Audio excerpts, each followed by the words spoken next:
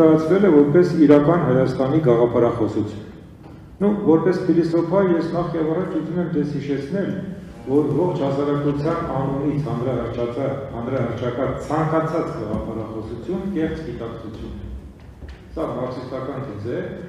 կեղծ գիտակցություն է ոչ թե իմաստով, որ ինքը անպայման սխալ բաներ է ասում, չէ։ Կեղծ գիտակցություն է այն իմաստով, որ նա ասում է ինչ-որ բաներ, որոնք որ պահպանում են որոշակի սոցիալական խմբերի շահեր,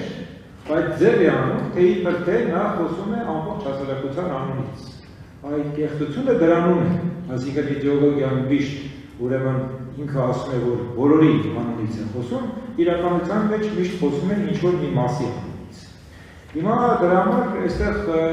իսկ այդ ուրեմն առանձին խմբերը, այդ առանձին ուրեմն սոցիալական խմբերը իրենք բնականաբար ունեն որոշակի տիրապետության ծածկյալ հավակնություններ։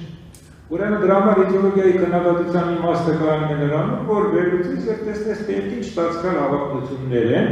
եւ որոնք են այն խմբերը, որոնք այդ հավակնությունները ունեն։ Ուրեմն ահա այս է լինելու իմ նպատակը, որպեսզի մենք հիմա անդրադառնանք հետհեղափոխական Հայաստանում ձևավորված քաղաքական կառույցին եւ նրա անմիջական շահառուներին, ովքեր են շահառուները։ Դեռևս մի քանի տարի առաջ անմիջապես ուրեմն պատերազմից հետո ես մի ելույթ ունեցա բավական մեծ, որը հիմա ինտերնետում կա,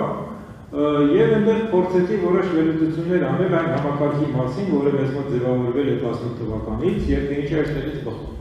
Իմ ենթադրությունը այն է, որ Հայաստանում առաջ է եկել նեոբոնոպարտիզմի տարատեսակ։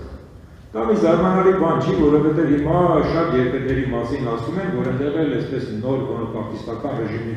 Բայց ես ուզում եմ բացատրել, դա ինչ է նշանակում։ Բոնոպարտիզմի այդ գաղափարը ելի նորից կներեք, Մարքսն է ուրեմն առաջ քաշում, ինչ կապակցության։ Նա հիշեցնում է, որ ժամանակին ուրեմն մեծ Նապոլեոն առաջինը ստեղծել է մի մեծ ահռելի գյուղացիների, պարծյալ գյուղացիների դաս։ Այդ պարծյալ գյուղացիները նրանք էին, որ ամեն մեկին մի փուջուր կտոր ուրեմն հողատատոր էին տվել եւ մարդիկ ապրում յոլային։ Բայց մի քանի սերունդի ընթացքում այդ գյուղացիները աղքատանում են, լիովին կորցնում են իրենց ունեցվածքները, դառնում են այդտեղ լումպենացվում են եւ մնում են մի անկապ զանգված, որը այն աստիճան ավտոմատizված է, որը նույնիսկ ի վիճակի չէ ինքը իր շահերը ներկայացնել։ Եվ ահա բոնոպարտիզմը ըստ Մարքսի այն է, որ գալիս է այդ երկրորդ բոնոպարտը, Լուի Բոնոպարտը, եւ ասում է՝ ես եմ ձեր շահերը ներկայացնողը։ Ես խոսում եմ ձեր անունից։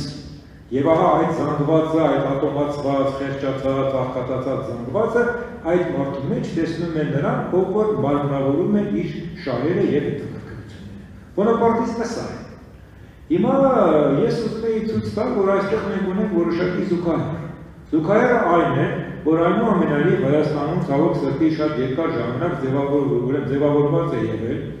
այդ ուրեմն օլիգարխիկ հրեական համակարգը, չվախենանք այդ արտահայտությունից, եւ մի մեծ զանգված մարդկանց փաստորեն լրիվ ներքև է իջեցվել,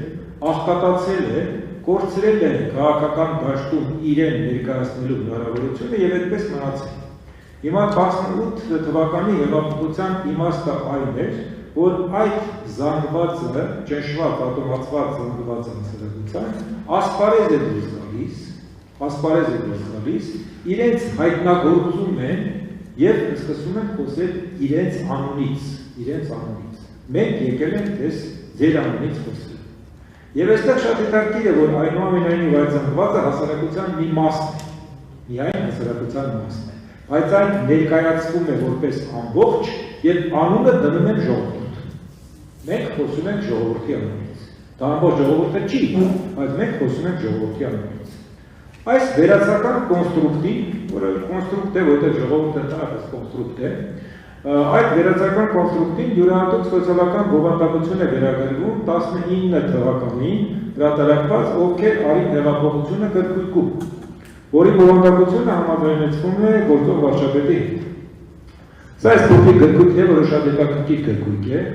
Ես ժամանակին ուրեմն առիթ ունեցա հեղինակի հետ խոսելու, առաջարկելով որ բանավիճ ենք, որովհետև այն ժամանակ էլ համաձայն չէ, ինքը հրաժարվեց բանավիճից, բայց մի քանի թեմաներ կան, որ այստեղ պետք է ասել։ Առաջինը դա այն է, որ եզրակացություն է կատարում այստեղ, որ այդ ժողովուրդ ասացի կազմորոշ կառույցը ընտանիքն է, որովհետև այս գրքույկում գրվում է, որ ովքեր արին հեղափոխությունը, չէ, ուրեմն պատասխանը հետևյալն է,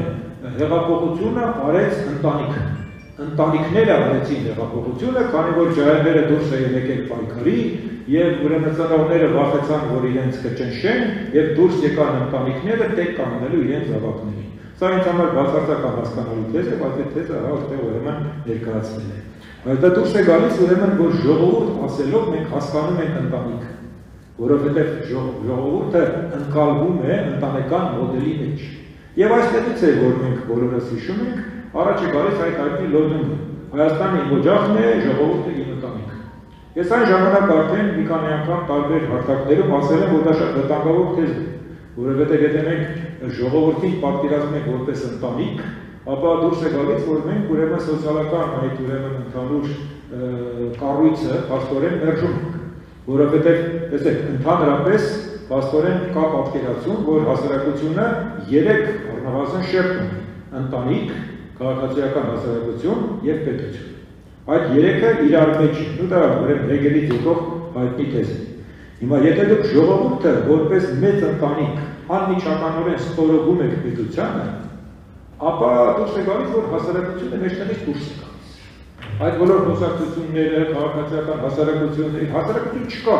կա ընտանիք, որը գալիս է հավեսար, կպչում է պետություն։ Եվ այդ դեպքում բնականաբար հարց է առաջանում, թե բան այդ ընտանիքի, մեծ ընտանիքի, ժողովրդի որպես ընտանիք եւ պետության կապը ինչպես է իրականացվում, ու այստեղ ուրեմն փաստորեն երկանդամ է գոյանում ժողովուրդ առաջնորդ։ Ժողովուրդ առաջնորդ, այսինքն առաջնորդը անմիջականորեն ուրեմն փաստորեն ներկայացնում է ժողովուրդին։ Այստեղ շատ հետաքրքիր բաներ կա, ինչպես է դուք համոզվում, որ առաջնորդը եւ ժողովուրդը այդպես կապված են իրար։ Մի ձևակերպում կա, որը օգտագործվել է, ես դա վերցրել եմ ուրեմն մամուլից, զարմանալի ձևակերպում է ժողովրդի առողջ բնազդով կատարված ընտրությամբ։ Հասկանալի է, որովհետև մենք խոսում ենք առողջ բնազդի մասին, բայց դա մի ռացիոնալ արտադրում է, որի շուրջ այլևս քննարկում իմաստ չունի։ Մի ուրիշ հետաքրքիր բան կա, որը այս գրքույկում ուրեմն արտահայտություն է ունեցել։ Որտեղ այս գրքույկը ինչով է հետաքրքիր։ Սա պոլիտեքստ է։ Այստեղ գրված է մի ուրեմն վերլուծական, ովքեր արին հեղափոխությունը, եւ դրանք կցված են ուրիշ տեքստեր։ Ռաֆուց, Աշոտ Հովհաննիսյանից, Միքայել Նալբանդյանից, մասնավորապես օրինակ Ռաֆուց վերջված է մի ահռելի տեքստ, շատ համոզի, շատ վարակիչ մի տեքստ, այն մասին, որ Հայաստանում բացի ընտանիքից բան չկա։ Ես անընդհատ ասել եմ, որ լրագրություն, եթե դու մի պոլիտեքստ ես կազմում, ապա դու պատասխանատվություն ես կրում ոչ միայն կոոպերացիայի համար, այլև բոլոր այս տեքստերի համար, որոնք դրանց ստորոգել ես, որովհետև դու այդ բոլորը վերել ես որպես մի ընդհանրություն։ Բայց այստեղ մի շատ հետաքրքիր տեքստ կա, շատ հետաքրքիր տեքստ, Սլիկ Երեցի հեքիաթը։ Այդ Սլիկ Երեցը ով է եղել, ու միջնադարում, ուրեմն ստեղծունքորեն դա ենթադրվում է, որ այդ հեքիաթը Պավլիկյանների ղեկավար Կոնստանտինոս Սիլվանոսի մասին է։ Սիլվանոսը դառել է Սլիկ Երեց։ Ավարեն այս Սլիկ Երեցը ժողովրդական հեքիաթ է, եթե վերցեք կարդաք, ինչպես կայքում է սակա, շատ հետաքրքիր մի պատկեր է, այս Սլիկ Երեցը ուրեմն վեր է գնում, ընտանիքը հավաքում է, նստում ուրեմն նստածում է շիվար, գտնում է դրախտ։ Եվ հանդիպում է տարբեր մարդկանց։ Հանդիպում է Աթամին, Աթամն ասում է սուր ես դնում, կնում եմ դրախտ, դու հոգեկան չես, ոնց ես դրախտ կնում։ Դու գնաք դու ով ես, այսինքն փայտով ես բախեցնում է, Աթամը փախչում է։ Հետո գնում է մյուսին, ուրեմն ասենք հանդիպում է Մովսեսին, Մովսես ուրեմն 5 տակարանի Մովսեսին, ես ուր ես գնում, բա գնում եմ դրախտ, ոնց է գնում ես դրախտ, բա դու ով ես, դու մարդը չես, որ դու ժողովրդին խաբեցիր, 40 տարիներ քաշեի տալի եւ այլն։ Այսինքն այսպես մի ահռելի շատ վերջում Հիսուս Քրիստոսին էլ է անպատվում, բայց հետո նեղանում է եւ այլևս ուրեմն դրախտ չի գնում։ Ինչու է սա հետաքրքիր, որովհետեւ տեսեք, մենք գիտենք, որ Պավլիկյանների այդ շարժումը ինքնին շատ յուրահատուկ էր։ Մի կողմից դա սոցիալական դժգոհություն էր, ընդվզում էր կարգերի դեմ, բայց մյուս կողմից շատ այսպես գրեհկացված ընդվզում էր, հասկանալի է, գրեհկացված։ Ուրեմն այս գրեհկությունը, որ ես եկել եմ բոլորին ջարդել, Դու կարող ես քննադատել եւ Մովսեսին, եւ Հիսուս Քրիստոսին, եւ Ադամին, եւ Եվային, բայց այդ բոլորին համատարած ռամկական ձևով քննադատելը հայտը թափահարելով մեզ հիշեցնում է հետագայում մուրճը թափահարելու ուրեմն այդ հայտնի պատմությունը։ 20 թվականի պատերազմից հետո սկսվում է Արցախյան շարժման պայմաններում ձևավորված եւ նրա կնիքը կրող երրորդ հանրապետության կազմակերպումը։ Նորից ես այստեղ ոնց որ թե առաջամարտիկի դիրքում էի, որովհետև այդ իմ ելույթում, դա անմիջապես ասում եմ երկրորդ ընտրություններից հետո ես ասացի, որ այն գաղափարները, որ իբր ժողովուրդը մերժել է նախկիններին, ճշգրիտ չէ։ Ժողովուրդը ոչ թե նախկիններին է միայն մերժել, ժողովուրդը մերժել է երրորդ հանրապետությունը որպես այդպիսի։ Այդ ժամանակ ես այդ ենթադրությունը արել եմ, որովհետև չեն ուզում ձեր ներանիծած այս ամբողջը մեզ պարտադրված է, հոգնել եմ չեմ ուզում։ Բայց ես կարծում էի այդ ժամանակ, մի քանի տարի առաջ, ես կարծում էի, որ դա գնալու է այսպես դանդաղ, սողացող, բաց չի ասելու էլի, որ մենք մերժում ենք երրորդ հանրապետությունը, բայց հետո շատ ծլացիկ գնաց, միանգամից այսպես անցավ, եւ փաստորեն ուրեմն սկսվում է այդ արցախյան հետքի իսպառ ոչնչացումը, բայց հետաքրքիր է, որ այստեղ ահա այդ արցախյան հետքի իսպառ ոչնչացումի հետ միասին գնում է ահա ուրեմն ինքնության կենսաշխարհային հիմքերից հրաժարվում։ Ու բոլորս գիտեն, Զորել այստեղ թվարկվեց, իրական պատմական Հայաստաններն են, Արարատը որպես Արարատյան խորհրդանի շարադացով փոխարինելու փորձը, որ զվարճալի ինչ է Արարատի պատմության մեջ, որ Արարատը շատ ավելի ներկա է Հայաստանում, քան թե Արարատը։ Իսկ ամենօր վերև գնում Արարատը տեսնում եմ, Արարատը չեմ տեսնում։ Այսինքն այդպես չէ, դեռ որ ավելի մեծ մոտիկ։ Ինչ է, ահա ուրեմն ցեղասպանության խնդիրը, հայոց պատմության վերանվանումը Հայաստանի պատմության եւ նույնիսկ ինչպես օրերս ականատես եղան, ֆաշիզմի դեմ պայքարում էր հաջորդության ծավալի արժեզրկումը։ Բայց այստեղ ինչն է հետաքրքիր, որ նշված գործընթացը միանգամից երկու խնդիր է լուծում, մեկը չի։ Մեկը այն է, որ մենք կարող ենք ենթադրել, որ լուծվում է, ասենք, օտար պահանջով։ Ենթադրենք, թե մենք պարտություն ենք գրել պատերազմում, մեզանից պահանջում է Ադրբեջանը, պահանջում է Թուրքիան, որպեսզի մենք ինչ-ինչ իջումների գնանք, եւ մենք ահա իրականացնում ենք, այսպես ասեմ, պարզ է թե ասենք, դենացիֆիկացիա։ Այն ինչ որ մենք անում ենք, դա դենացիֆիկացիա։ Ընդ որում այդ դենացիֆիկացիան իր ուժգնությամբ համեմատելի է միայն երկու պատմական օրինակներ։ Մեկը ուրեմն դա բոլշևիկների պայքարներ նացիոնալիզմի դեմ 20-ական թվականների, 30-ական թվականների, եւ մյուսը ուրեմն հետպատերազմական Գերմանիայի դենացիֆիկացիան էր, որը կատարվել է ուրեմն արևմտյան ուժերի պնդմամբ։ Սա այս մի հարցը պարզ է, այս դենացիֆիկացիան պարզ է։ Բայց այստեղ մի ուրիշ հետաքրքիր պահ կա, որը ուրեմն զուգահեռ է։ Այն է, որ այդ process-ը ապահովում է Հայաստանում տիրապետող գավառական բոնապարտիզմի գաղափարական հիմնավորումը։ Սրա հիմքում ընկած է մի շատ կարևոր բան սկզբունքային հակաէլիտարությունը։ Այսինքն էլիտան որպես այդպիսին պետք է մի կողմ դնել։ Էլիտարությունը պետք է ոչնչացնել։ Այսինքն այստեղ տեսեք ինչ է դուրս գալի, նշ չէ, որ ինձ պարտադրել է Ալիևը եւ Սահմանը։ Հա, Ալիևը ուսը պարտադրում է, բայց ինձ համար սա ընդունելի է։ Շատ կարևոր խորքային գաղափարական համոզմունք է,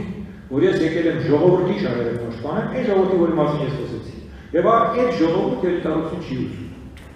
Ահա այստեղ մի շատ հետաքրքիր բան է առաջանում, որ ազգային ինքնության այդ պատմականորեն ձևավորված մոդելի բաղկացուցիչները հայտարարվում են ժողովրդից կտրված էլիտար խմբերի ստեղծած կամ դրսից ընդօրինակված եւ ժողովրդին պետական վարչական գործակներով նույնիսկ բռնի ուժով պարտադրված։ Այսինքն դուրս է գալիս, որ այն ինքնությունը, որ դուք ունեք, դա ուրեմն դրսից է ստեղծված եւ ձեզ պարտադրված ինքնություն է։ Կամ դրսից է ստեղծված ձեզ պարտադրված, կամ էլ էլիտաները իրենք գնացել են սովորել եւ եկել են ձեզ էլի նորից պարտադրել։ Ահա ուրեմն այս օտար տարրերին հակադրվում է ժողովրդի գաղափարախոսությունը։ Ժողովրդի գաղափարության իմաստը այն է, տեսեք ինչի հետաքրքիր ձևակերպել, նորից ցիտատ է։ Սա այն է, որ մեր հազարանյա պատմության մեջ առաջին անգամ կարող է դառնալ պետական գաղափարախոսություն։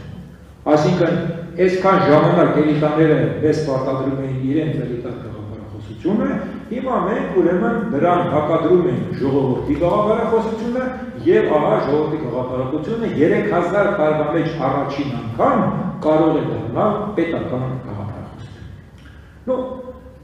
Սա իհարկե ճշգրիտ չէ եւ չի կարող ճշգրիտ լինել, այն պարզ պատճառով որ ժողովրդի գաղափարախոսություն չի։ Չկա այդպես գաղափարախոսությունները միշտ ստեղծում են գաղափարախոսներ։ Ուրիշ բան է որ գաղափարախոսները այդ գաղափարախոսությունը ստեղծելով վերագրում են այդ գաղափարախոսները ուրեմն այդ գաղափարները ժողովրդին։ Մենք գիտենք օրինակ ռուսները երբ որ ունեին արևմտամետների եւ սլավանոֆիլների, այդ սլավանոֆիլների գաղափարախոսությունը որ մուժիկները չէին ստեղծում։ Ստեղծում էին ազնվականները, որոնք իրենց ներկայացնում էին որպես այդ ժողովրդի ներկայացուցիչներ։ Ուրիշ դերի դա չի լինում։ Դա միշտ այդպես է։ Հետևաբար հա ուրեմն այս որ մենք ասում ենք թե ժողովրդի գաղափարախոսությունը վերջապես մենք գտել ենք, ուրեմն պետք է հաշտանք, թե ովքեր են այն իշխանության արհեստավարժ գաղափարախոսները, որոնք ուրեմն այդ հանդես են գալիս որպես ժողովրդի գաղափարախոսության ներկայացուցիչներ։ Ինչն է հետաքրքիր, որ այստեղ ուրեմն առաջ է քաշվում մի շատ հետաքրքիր տես, որ այդ էլիտար հակաժողովրդական գաղափարախոսությունը սկսում է ոչ ավել, ոչ պակաս, այլ հայոց ոսկեդարից։ Նույն հեղինակն է այդ մասին գրել ուրիշ հոդվածում, հայոց ոսկեդարից։ Այսինքն ինչ է դուրս գալիս, մենք գիտենք ինչ է տեղի ունենում հայոց ոսկեդարում։ Մենք գիտենք, որ հայերը ուրեմն ընդունում են քրիստոնեություն, հայերը ստեղծում են իրենց ուրեմն գիրը եւ ահա սկսվում է այդ թարգմանական process-ը։ Այդ թարգմանական process-ը դա գիտենք հայտնի է կոչվում է հունավան թարգմանչական դպրոց։ Ուրեմն այդ հունավան թարգմանչական դպրոցը դումի ասա, ուրեմն առաջին սորոսականներն են, էլի, որոնք եկել են եւ ուրեմն հայ ժողովրդին պարտադրել են որոշակի օտար գաղափարախոսություն։ Այսինքն դուրս է գալիս, որ այն ժամանականից իրենք մեղսակից են։ Այսինքն դուրս է գալիս, որ Մովսես Խորենացին էր մեղսակից։ Եվ Մովսես Խորենացին, եթե որևէ մեկը հիշում է, կարծացել է, որքից գլուխ սորոսական է, դա մենք բոլորս գիտենք։ Որովհետև օրինակի համար իմ լավ բարեկամ Արտակ Ստեփանյանը, որը շատ մանրամասնորեն զբաղվում է ուրեմն այդ ժամանակաշրջանով, նա մի հետաքրքիր բան էր ասում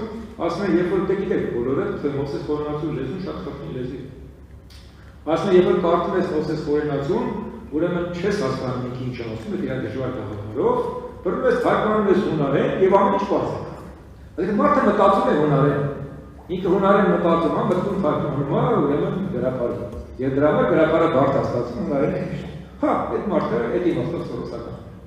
Եվ այդ դուրս է գալիս, որ ուրեմն այն ժամանակվանից ահա մեզ պարտադրվել է այդպիսի մի շատ յուրահատուկ գաղափարախոսություն, որը վերջապես մենք թոթափելու ենք։ Այստեղ ուրիշ զվարճալի բաներ կա, ելնելով նրանից, որ ուրեմն Տեր-Պետրոսյանը ժամանակին իր հոդված է գրել Խորենացու մասին, եզրակացություն է արվում, որ ահա ուրեմն փաստորեն երրորդ հանրապետության հիմնադիր նախագահը իր քաղաքականության հիմքում դրել է հունասեր թարգմանական հոգեկերտվածքի քաղաքական կառույցը։ Այսինքն դուրս է գալիս, որ երրորդ հանրապետությունը ձևավորվել է ահա այդ ուրեմն հունասեր թարգմանական հոգեկերտվածքի հիման վրա եւ ուրեմն դարել է պետություն հոգեկերտվածք։ Այսինքն հիմա խնդիրը այլ է, հիմա մենք պետք է այդ պետություն հոգեկերտվածքը ուրեմն փոխարինենք մարմին պետության։ Այսինքն դուրս է գալիս, որ մենք սկզբունքորեն նոր պետություն ենք կառուցում եւ այդ սկզբունքորեն նոր պետության մեջ դասական գործառույթները մաքրվում են եւ միակ ուրեմն նպատակը, գերնպատակը դառնում է ամեն գնով նվաճված կենցաղային բարօրություն։ Միակ նպատակը այդ պետության ամեն գնով նվաճված կենցաղային բարօրությունն է։ Ես արդեն ունեցել ես վերջերս այնպես եղավ ստացվեց մի քիչ պատահական, որ այդ Բուն TV եթերում մի քանի անգամ բանավեճեր ունեցա եւ այնտեղ ուրեմն երբ որ ես ասում եմ, որ ախր դուք ասում եք, որ փաստորեն բացի կենցաղային բարօրությունից ոչինչ չկա, ինձ ասում են, չէ, ինչ եք ասում, մենք որ ասում ենք բարօրություն, դրա մեջ նաեւ մտցնում ենք հոգեվոր տար։ Ուրեմն ես փորձում էի փաստարկել հետեւյալ կերպ, որ հոգեվորը չի կարող այստեղ մտնել այն պատճառով, որ ոգին այլ բան չէ, քան ինքնահաղթահարում։ Ոգին ստեղծագործական այն ընթացքն է, երբ որ մարդը ինքն իրեն հաղթահարելով առաջ է գնում։ Ես ժամանակին մի ահռելի գիրք եմ գրել Չարենցի մասին, որը Մարինին ոչ մի կերպ չի ուզում կարդալ, որտեղ ասում որ շատ հաստ է։ Ուրեմն այդ գիրքը կոչվում է ուրեմն պատմությունը որպես ինքնահաղթահարում։ Ես փորձել եմ Չարենցի ամբողջ ժանրը ցույց տալ, որ ինքը իրեն անընդհատ հաղթահարելով առաջ է։ Եվ Նովարեսի մի փայլուն խոսքը կան, ասում է ոգին ասում է ուրեմն իրականացնում է անընդհատ ինքնապացույց։ Եթե ինքդ մի պահ կանգնեցիր, այլևս ոգի չես։ Դե անընդհատ առաջ գնաց։ Հիմա ինչպես կարող է ուրեմն այդ կենցաղային բարօրությունը դիտարկվել նաև որպես հոգևոր երևույթ, եթե մենք ունենք մեկ այլ ցիտատ, որը ես հիմա ասում եմ։ Սա ցիտատ է նորից։ Ժողովուրդն ասում է. լսեք, չենք ուզում այլևս մաքարել, չենք ուզում գոյատել, չենք ուզում տառապել, չենք ուզում զոհաբերվել, ուզում ենք ուղղակի ապրել։ Բայց եթե դուք ուղղակի ուզում եք ապրել, ապա դա նշանակում է, որ դուք հրաժարվում եք ինքնահաղթահարման որևէ ճիգից։ Դուք ոչ թե ինքնահաղթահարման գաղափար, այլևս չեք պետք։ Եթե դուք գալիս եք նրան, ինչ որ Ֆուկույաման ժամանակին գրել է վերջին մարդկանց մասին, հետո ինքն էլ փոշմանեց, ասեց կներեք այլ, բայց նա գրել չի ասել։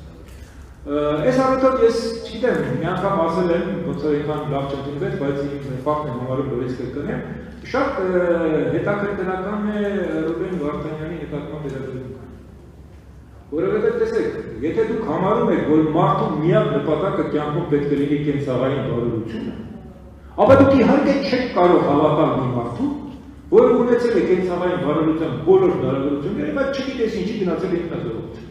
Ուրեմն ուզեք, չուզեք պետք է մտածեք, որ այս մարդը չունի թակում բան։ Ոնց կարող է պատահի, որ լրտես չլինի, ոնց կարող է պատահի խնդիր չլուծի, ոնց կարող է պատահի մի գաղտնի բան չունենա, ո մարդը գիշի, ուտել խմելը կա, մեքենաները կան, տները կան, մեկը վերցնում է գնում է ինքնազոհության։ Եթե դուք այդպես եք ասում, այդ բոլոր բաները դառնում են սկզբունքորեն անհնարին։ Հիմա, եթե մենք վերանում ենք այդ բոլոր հերոսականությունից, վերանում ենք այդ բոլոր գաղափարներից, ապա իրական Հայաստանի ինքնության մոդելում հայրենիքի պաշտպանի փոխարեն հերոսի դերը մենք գիտենք ստանձնում է հարկ վճարողը։ Հարկ վճարողը դառնում է միակ հերոս։ Okay, հա, հարկ վճարելու մեջ վատ բան չկա, բայց այստեղ մի շատ հետաքրքիր բան կա, ուրեմն մտցվում է եկամուտների համատարած հայտարարագրման կարգ։ Թվում է տեսական կարգ է, ինչ եղել, լավ է, ճիշտ է պետք է մտցվի։ Բայց գիտեք, ես խոսել եմ ուրեմն տնտեսագետների հետ, որոնք շատ այսպես լուրջ տնտեսագետների հետ, որ ոչինչ քաղաքական միտումներ չունեն, հանգիստ գիտական մարդիկ են, եւ կարծիքները շատ հստակ են։ Նախ այդ մարդիկ ասում են, որ այս համար հասկանալի չի, թե ինչով է դա օգնում այդ եկամուտների ուրեմն բանին, վերստուգման, որովհետեւ եթե մենք ունենայինք հարկման պրոգրեսիվ սանդղակ, ապա կարելի կլիներ ասել, որ դա օգնում է։ Այդ եթե մենք ունենք համահարկ հարկման սանդղակ, ապա այստեղ դա առանձնապես օգուտ չի։ Մյուսը ավելի հետաքրքիր, որտեղ ինքս զբաղվել է այդ հարցերով մինչ այդ, ավելի հետաքրքիր բան է ասում։ Նա ասում է, այստեղ խառնված է երկու բան։ Ուրեմն այդ սխեման երկու շերտ է։ Մեկը ուրեմն եկամուտների հայտարարագրումն է, իսկ մյուսը դրամական հոսքերի հայտարարագրում։ Եթե եկամուտների հայտարարագրումը հասկանալի է, որ դուք ուզում եք այնպես անել, որ մարդը վճարի իր բոլոր այդ աղբյուրը, ապա ուրեմն դրամական հոսքերի այդ ուրեմն բանը, այդ ուրեմն հայտարարությունը միայն մի նպատակի է ծառայում, որպեսզի դուք ուրեմն կոռուպցիոն իբր ռիսկերն եք վերահսկում, բայց դուք դրանով փաստորեն վերահսկում եք ամբողջ հասարակությունը։ Այսինքն դուրս է գալիս, որ դուք տիրապետում եք ամբողջ հասարակության մեջ բոլոր ֆինանսական շարժերին։ Եթե ես եղբորս դրամ եմ ուղարկում, ինքն էլ ինձ հետ է ուղարկում, դա ես պետք է հայտարարեմ։ Եթե իմ որդին ինձ դրամ է ուղարկում եւ չգիտեմ ինչ, դա ես պետք է հայտարարեմ։ Այսինքն դուրս է գալիս, որ մենք այստեղ դուրս են գալիս սովորական հայտարարագրման սկզբունքից եւ իրականացնում ենք ուրեմն մի համատարած, այսպիսի ուրեմն վերահսկող համակարգ, որը փաստորեն ոչ այնքան տնտեսական կարգավորման, այլ համատարած վերահսկողության միջոց է, որ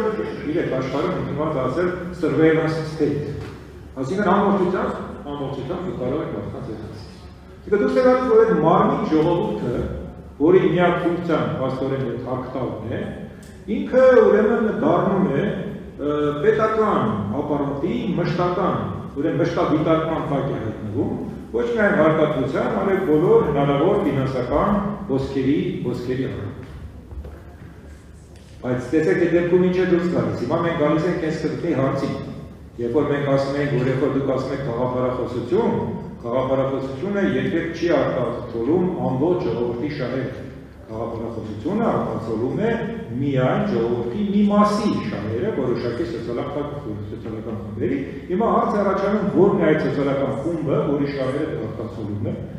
Այս տրամաբանությամբ, որով ես փորձեցի մասը ներկայացնել, այդ միակ խումբը դա ուրեմն փաստորեն պետական ապարատն է, որը ինքը իրեն նույնացնում է պետության։ Պետական ապարատը, որը ինքը իրեն նույնացնում է պետության հետ եւ հանդես է գալիս փաստորեն որպես իրական Հայաստանի գաղափարախոսության հիմնական շահառու։ Տեսեք, ես ինչու եմ այս ուղղությամբ տանում հարցադրումը, որովհետեւ ինձ համար ինքան ինչի հարց, որ այդ տեսեք մեր ինքնության, այսպես տարրերը մերժվում են, դրվում են մի կողմ։ Ես ուզում եմ որպես մենք հասկանանք, որ այդ ինքնության տարրերի մերժումը կապված է նաեւ սոցիալական կառույցի հետ։ Եվ կապված է շատ հստակ սոցիալական շահերի։ Այս շահերը մենք տեսնում ենք։ Այդ դեպքում դուրս է գալիս, որ հիմա մենք խոսում ենք անընդհատ կոռուպցիա կա, կոռուպցիա չկա, չէ՞, կոռուպցիան վերացել է, կոռուպցիան շատացել է, կոռուպցիան քչացել է, որովհետև պետությունը պարզապես, այսպես ասած, կոռուպցիոն մեթոդներով թալանելու փոխարեն տեղի է ունենում մի ուրիշ երևույթ, պետության յուրացում։ Այսինքն պետական ապարատը դառնում է այդ պետության լծակները վերցնելու, դառնում է այդ պետության տերը։ Այն որը միշտ հետաքրքիր, որ էլի նորից, ոչ մի բան լուսին տակ նոր չէ, այդ բանի մասին շատ վաղուց գրվել է, խոսվել է եւ առաջին խոսողը եղել է լուսահոգի Լև Դավիդովիչ Տրոցկին, որ այդ ժամանակ արդեն դուրս էր շփոթված սովետական միությունից, նա մի գիրք ունի գրած, որը կոչվում է ուրեմն դավաճանված հեղափոխություն, Տրեգնի ռևոլյուցիա եւ այնտեղ նա գրում է, որ սովետական միությունում առաջացել է նոր դասակարգ, դա բյուրոկրատիան։ Բյուրոկրատիան դառել է նոր դասակարգ, որովհետև նա անվանական ձևով չունի սեփականություն, դա սեփականությունը չի, բայց իրականում դա ուրեմն պետական սեփականությունը նավտանորինում է որպես իր սեփական սեփականություն։ Այդ մասին գրել է ոչ միայն Տրոցկին, եթե ասես որ ինքը հավիշնիկ էր, գրել է նաև Միլովան Ջիվասը, որը եղել է ժամանակին ուրեմն Տիտոյի, Արասլավյան Տիտոյի ուրեմն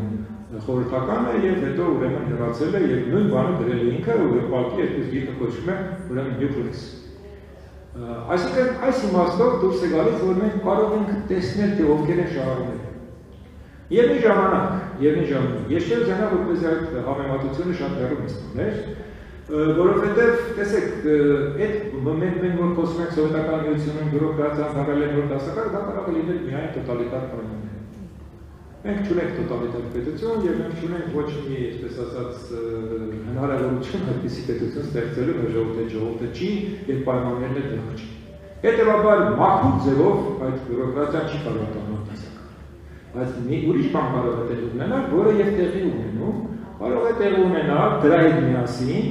վերադարձ, մասնակի վերադարձ դեպի քրեալիգարխիկ համակարգ։ Ինչ է խաղը։ Եվ դա ուրեմն մենք տեսնում ենք, երբ որ ինչ է նշանակում քրեալիգարխիկ համակարգը, ժամանակին այդ մասին վերլուծել են, բավական հետաքրքիր բաներ կա գրած, Ստեփանը շատ լավ գիտի, մեր լավ բարեկամ Մամվելը Սարգսյանը այդ մասին շատ լավ է գրել, երբ որ ուրեմն տարբեր կուսակցական ուժերը գալիս են որոշակի համաձայնության եւ բաժանում են հանդերձության ոլորտները։ Դե հիմա մենք տեսնում ենք այդ process-ը փաստորեն գերացիկ ձևով արդեն սկսում է վերարտադրել եւ ահա մենք տեսնում ենք այս բանը, որ այդ ինքնության մոդելի փոփոխությունը ինքը ոչ թե պարզապես ինքնության մոդելի փոփոխություն է, այլ ահա ուրեմն քաղաքական, սոցիալական եւ շահավիտական որոշակի նպատակներ է հետապնդում, որը բնական է, որտեղ արդեն հասարակությունը գոյություն ունենալ չի կարող։ Սա է ամենամեն ինչ որ ես ուզում եմ ասել դες ներկայացնել շնորհակալություն։